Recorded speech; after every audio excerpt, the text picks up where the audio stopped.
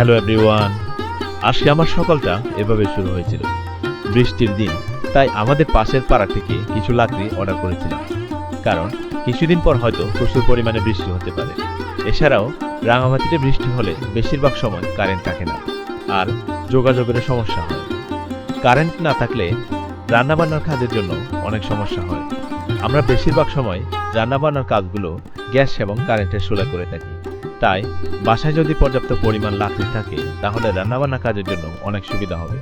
সেজন্য এতগুলো লাকড়ি অর্ডার করেছি।